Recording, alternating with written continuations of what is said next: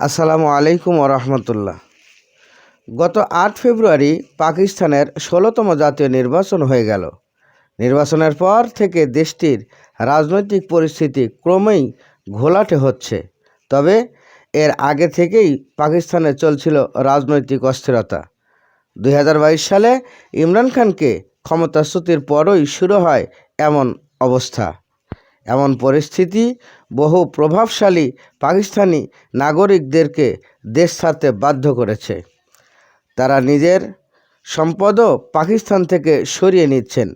রাজনৈতিক অবস্থান ছাড়া পাকিস্তানি প্রভাবশালী ব্যবসায়ী যারা আছেন বেশিরভাগই তারা দুবাইতে চলে যাচ্ছেন।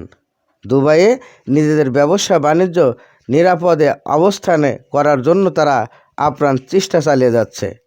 পাকিস্তানের একটি প্রভাবশালী সংবাদ মাধ্যম ডন এক বিশেষ প্রতিবেদনে এ খবর প্রকাশ করেন।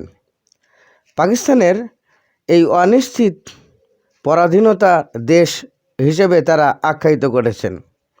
তারা বলছেন, এই রাজনৈতিক অস্থিরতাই আমাদেরকে বিদেশে যেতে বাধ্য করছে। গত ২০ মাস যাবৎ পাকিস্তানের ব্যবসায়ী ও ধনী লোকেরা দুবাইয়ের আবাসন খাতে আরও বেশি বিনিয়োগ করা শুরু করেছে। এর বাইরে এখনও তারা সেখানে আমদানি রপ্তানির ব্যবসাও খুলে বসেছেন বলে অনেকেই বলছেন। করাচি ভিত্তিক একজন বিনিয়োগকারী ডন পত্রিকাকে বলেন, এটা আশ্চর্যের বিষয় না যে পাকিস্তানিরা দুবাইয়ে আবাসন খাতে বিনিয়োগ করছেন। তবে গুরুত্বপূর্ণ ব্যাপার যা ঘটছে তা হলো পাকিস্তানিরা এখন সেখানে ব্যবসা বাণিজ্য শুরু করছে। তিনি আরও বলেন, অনেক বড় ব্যবসায়ী পাকিস্তান থেকে তাদের ব্যবসা আংশিক বা কোনো ক্ষেত্রে পুরাটাই তারা সরিয়ে নিচ্ছেন।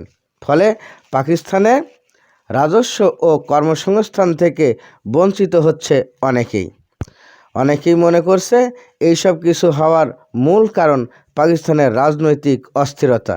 এখন পাকিস্তানিরা নিজেদের দেশের প্রতি বিমুখতা শুরু করেছে। ইমরান খানকে ক্ষমতাচ্যুত করার পর দেশটির প্রভাবশালীরা মনে করছেন এখানে থেকে নিজেদের কেরিয়ার গঠন করা সম্ভব নয়। কারণ গত ৭৫ বছর পাকিস্তানের স্বাধীনতা আজ ক্রমে যেন মলিন হয়ে যাচ্ছে। সেনাবাহিনীর কাছে তাদের স্বাধীনতা হুমকির মুখে পড়েছে। যদিও কেউ বিরোধিতা করতে পারছে না। যদি কেউ বিরোধিতা করে তাহলে তাকে হয় জেলে যেতে হয় অথবা দুনিয়া ছাড়তে হয়। সুতরাং পাকিস্তান স্বাধীন হলেও যেন পরাধীনতার শিকলে আবদ্ধ হয়ে রয়েছে। ব্যবসায়ীরা ও রাজনৈতিক বিশ্লেষকগণের দাবি, যদি খুব শীঘ্রই নতুন সরকার গঠিত হয় এবং রাজনৈতিক অস্থিরতা দূর হয় তবেই দেশটির জন্য সুখবর বিষয় হবে। আর তা না হলে দেশটির অর্থনৈতিক খাত একদম তলানিতে গিয়ে দাঁড়াবে।